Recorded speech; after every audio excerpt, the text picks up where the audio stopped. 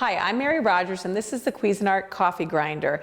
It's really great to grind your beans right before you brew your coffee to get the best tasting coffee possible. And this is a really compact machine. It's simple to use. There's a lid that's removable, and in the lid there's measure markings right here. You can see those.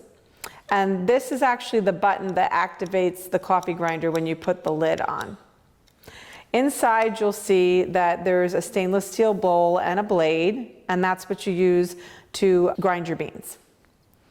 So we're going to put a couple of beans in here. And the nice thing about this coffee grinder, even though it's nice and compact, it's actually can grind up to enough beans for a full pot of 12 servings of coffee.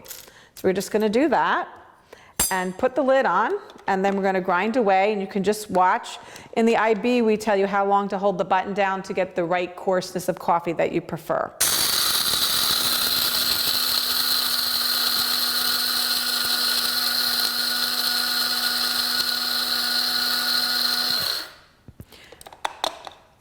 It only takes a few seconds, and look how beautifully consistent that grind is.